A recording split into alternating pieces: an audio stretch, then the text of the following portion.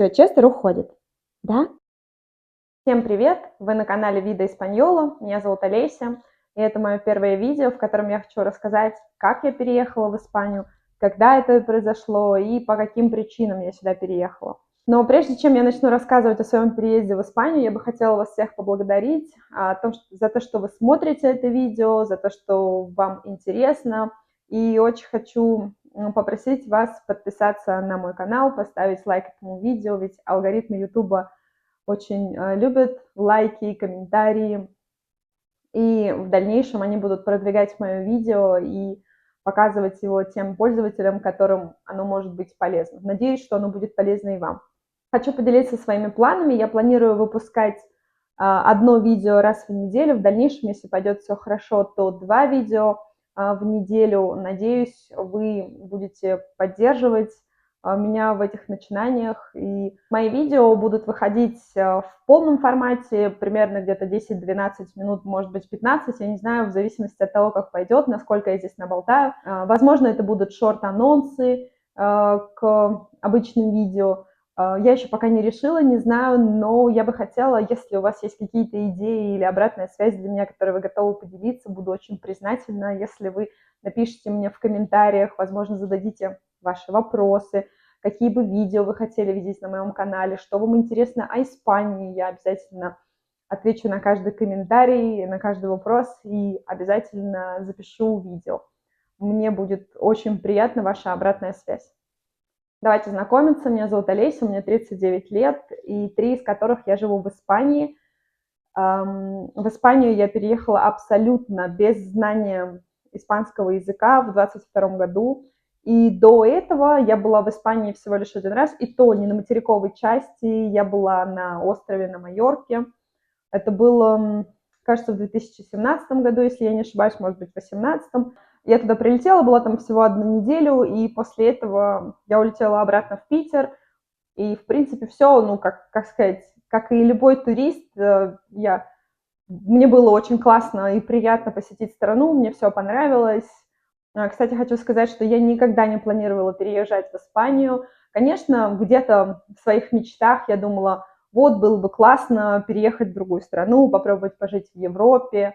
Но в моих представлениях это была Германия, Нидерланды, ну, то есть, ну, никак не Испания, потому что, в принципе, ну, как бы все мы немножко знаем стереотипы, и как бы у Испании, возможно, где-то там летали какие-то стереотипы, то, что эта страна больше для туризма, для отдыха, но не для работы и не для карьеры. Поэтому я, в принципе, наверное, думала где-то точно так же. Немного о моей профессии. В Петербурге я работала инженером в области тестирования, я работала в нескольких IT-компаниях, я работала в Сбере, в Сбертехе, и после этого я подумала, а не пойти ли мне за международным опытом куда-то, потому что где-то в своих мечтах, как я уже сказала ранее, я представляла себя, что было бы классно, если бы я куда-то переехала пожить, и как раз-таки я думаю, вот, было бы здорово сейчас найти какую-то IT-компанию, которая международная, в которой я бы могла поработать, попрактиковать свой английский, потому что на тот момент, я извиняюсь за шум, у меня здесь мой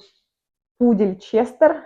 Так вот, вернуться дальше. Я пошла за международным опытом, я прошла собеседование, устроилась в немецкую компанию, которая была в Петербурге, у них был свой офис, даже, по-моему, два офиса в Петербурге, и, соответственно, я туда устроилась, начала работать, и, в принципе, я даже и думать не думала, что это как-то мне поможет с переездом. В Петербурге больше 20 лет у них был офис, и, в принципе, как бы я даже не думала, что что-то может получиться. Я просто шла туда за опытом. В 2022 году компания приняла решение закрыть свой офис в России, и, соответственно, всем сотрудникам было сделано предложение о том, чтобы релоцироваться, остаться, то есть на текущем проекте, но переехать в другую страну и работать. Соответственно, наш проект был, у нас очень много коллег, кто-то из Германии, кто-то из Венгрии, кто-то в Швейцарии, в Австрии, в Испании никого не было. Там мы, как получилось. Так вот, и главным условием, что проект выбирает одну локацию. То есть все ребята, которые со мной работали в проекте из России, те, кто решили релоцироваться, они должны были переехать в одну локацию. Наш проект выбрал Испанию. В Испании у нас было предложено 2 локации, это Реус и Гранада. Соответственно, я не знаю, заметили вы или нет, но на обложке к этому видео было указано Гранада, Андалусия, поэтому да, мы в Гранаде, наш проект в Гранаде, и я могу сказать, что мне здесь очень нравится. Переезжала я по визе HQP, это виза High Qualified Professional Visa, на испанском она называется Visa de Alta Qualificación Profesional. Я не претендую на правильное произношение. Это как бы испанский у меня сейчас где-то на уровне А1, А2, ну больше, наверное, А2, потому что последние 6 месяцев я начала учить язык более качественно. Но об этом я расскажу в своих следующих видео. Когда нами была выбрана страна, мы начали готовить документы. Я переезжала вместе со своим сыном, на тот момент ему было 11 лет, и мы начали готовить документы. Какие документы были нужны для меня? Так как я основной заявитель, получается, сын мой переехал вместе со мной, то есть я как бы спонсор. Соответственно, для меня это нужно было предложение о работе, то есть это job offer, который был подписан, и где достаточная зарплата для того, чтобы мы могли здесь комфортно жить. Приконтракт, ну то есть там в принципе то же самое, только прописано там 40 часов в неделю, условно 5 дней в неделю, вот это вот все. Как стандартно, как обычно. Контракт нам сразу дали постоянный, потому что я знаю, что люди, которые интересуются Испанией, работой в Испании, они знают, что здесь очень много контрактов, которые не постоянные. Но в моем случае это постоянный контракт с самого начала. Нужна была заполненная анкета, фотографии, справка об отсутствии судимости из России, апостилированный диплом или справки о подтвержденном стаже. То есть, получается, если человек переезжает, ему нужно было 3 года в своей стране работать по текущей профессии, по которой он переезжает. Соответственно, в моем случае это был диплом. Конечно, у меня был и опыт релевантный, и диплом релевантный. Но если у потенциального сотрудника нерелевантный диплом, то в этом случае стаж работы, там, в принципе, ничего сложного, просто запрашиваешь письмо, что такой-то человек с такого-то по такое-то число работал в нашей компании, это может быть справка от одного работодателя, если все 3 года, допустим, человек работал в одной компании, или от нескольких, если человек менял место работы, например. Что касается моего сына, также там загранпаспорт, все страницы, копии всех страниц, свидетельство о рождении, его нужно было апостилировать и перевести на испанский или английский, кстати. Также, так как мы переезжали вдвоем, то есть без его отца, в данном случае требовалось согласие, нотариально заверенное, в дальнейшем апостилированное и переведенное, еще фотографии, конечно. В принципе, это все по пакету документов. С момента начала вообще, в принципе, когда нам было озвучено, что, ребят, вот все, вы выбрали Испанию, готовим документы. Для ребят, которые выбрали другие страны, там процесс был другой. И, значит, мы начали ждать.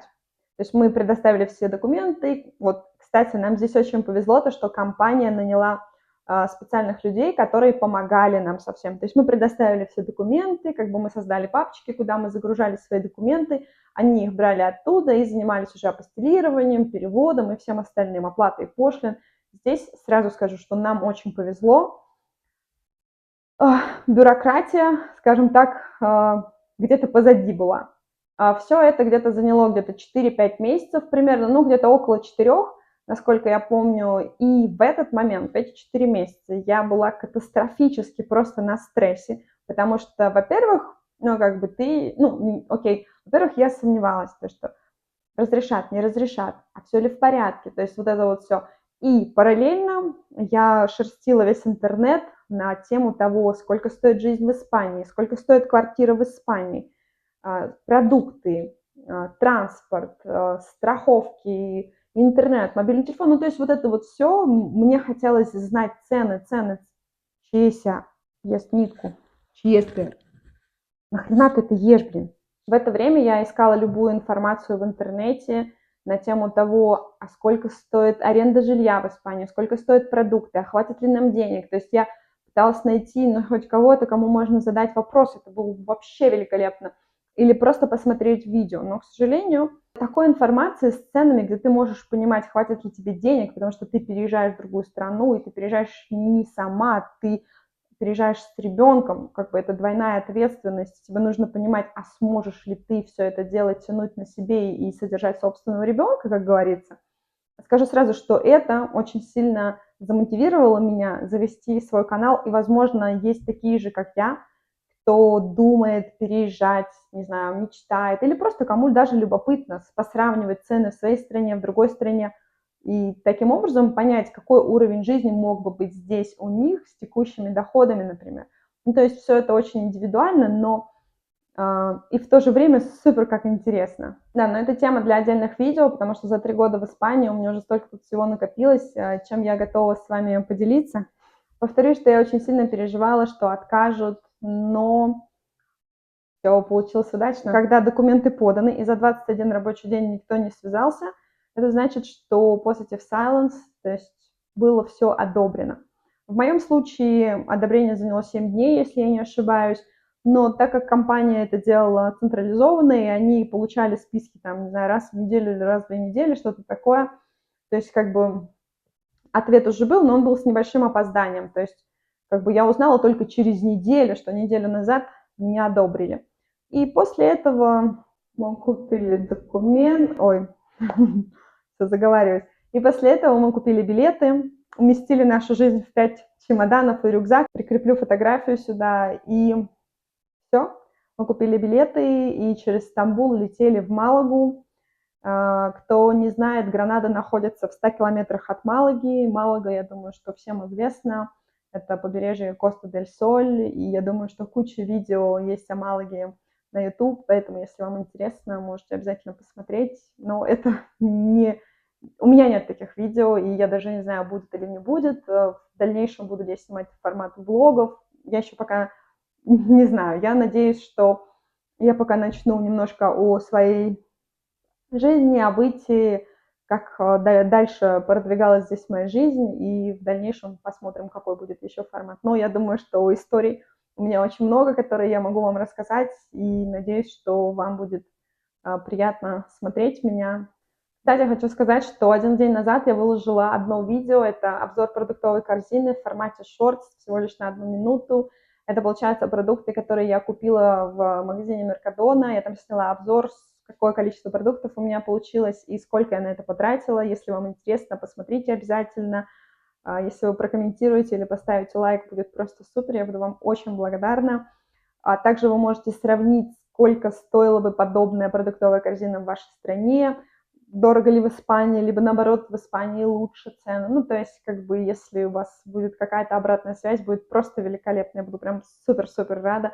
Обязательно отвечу на все комментарии и вопросы. Кстати, скажите, если вам интересно сделать формат записи, сколько стоят продукты на рынке, я обязательно могу записать, потому что рынок это такое очень здесь колоритное место. Я когда первый раз это увидела, я была просто в шоке. Там можно купить фрукты и овощи за 1 евро за килограмм. Конечно, сама атмосфера на этом рынке, она такая, как, ну, прям, как будто, я не знаю, мы лет 20 назад отправились.